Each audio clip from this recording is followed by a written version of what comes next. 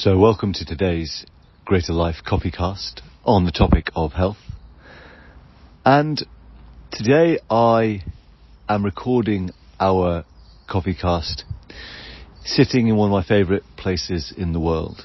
A little oasis on Falmouth University's Penryn campus, where I don't know whether it's like an outlet drain or some kind of catchment area for water. What I do know is that right now this little kind of pond is full of quite mature tadpoles and of bearded bulrushes.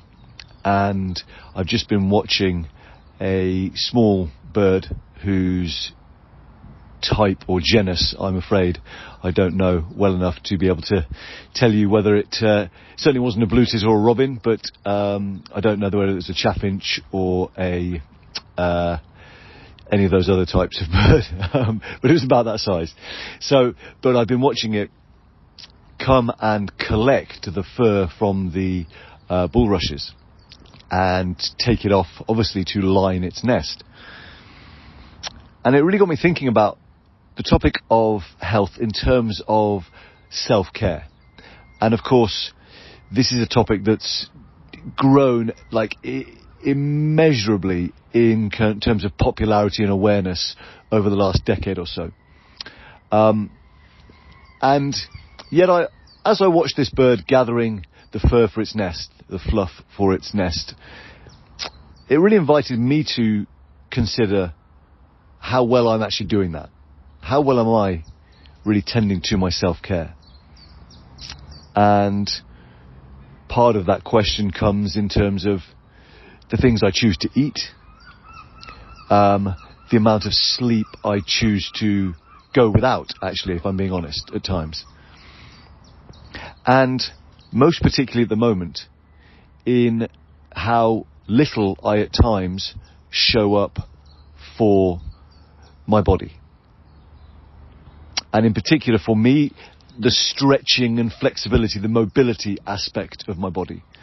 I'm pretty good at going out for walks and staying fairly active. Like my cardiovascular fitness could certainly do with going up a notch or two. However, the area where I really right now do not tend to my body, do not tend to my self-care, is in the realm of mobility, stretching, flexibility. And I was sitting with this the other day, actually. And so I'm really grateful for the opportunity to record this with you, to invite that same reflection for you. Like right now, where across your health, whether your mental health or whether your physical health, where are you, you're not showing up for yourself. And therefore, undermining, diminishing the extent to which you're able to show up for others.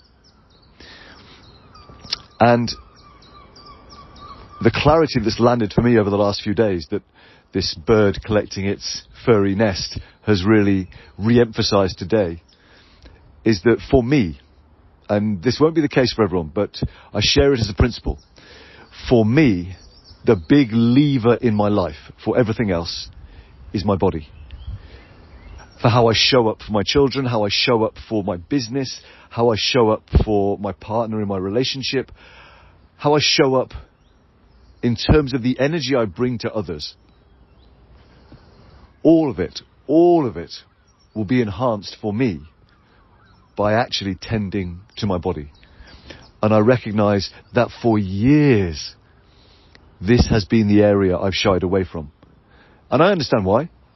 Because the body is also, like there's a very famous book by a guy called Bessel van der Kolk, which is literally called The Body Keeps the Score. So that if we've been through traumas with a big or a small t, right, that will be stored in our body. There's a term called cellular memory, right?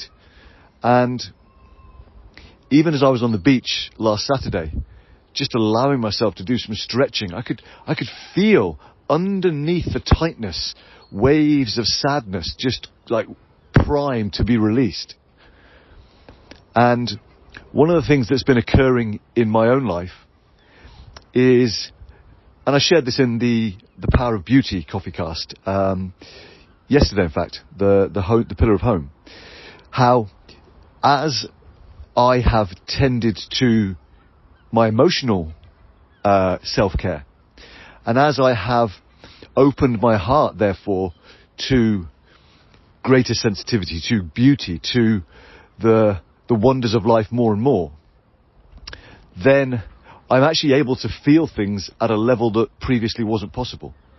So this example I just gave of being on the beach and feeling these waves of sadness underneath the tightness and the stiffness, well, that's a level of refinement, of sensitivity, of sensation that simply wasn't available to me before.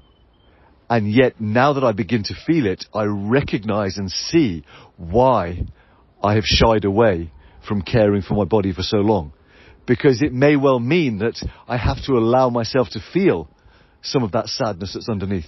Allow it just to move through. In the same way that, the waters of a river will pass by. And so I have no greater attachment to the process of allowing sadness to move through or allowing anger to move through. These are just processes that allow my body to come back into its fullest vitality. However, that process may not always be pleasant. There may be things to be experienced that, as part of the release process, may not be the kinds of things you'd want to do every day, all day. And that's okay. But I do recognise, thankfully, that perhaps the time has come for a different relationship with my body, with my self-care to emerge. And so I wonder, as I've shared here today on this CoffeeCast, how is this idea present for you? What is there to be tended to in your world around health that you maybe have been putting off? And whether that's you've been putting it off because you know there's emotional stuff underneath, quote unquote, or simply because it's just stuff you've been meaning to get round to. Oh yes, I'll get to that. Well, of course, it's a cliche for a reason that tomorrow isn't promised. But what we do know is that if today you and I can tend to the things that we can tend to today, the quality of tomorrow is likely greatly enhanced. All right, I'll see you tomorrow.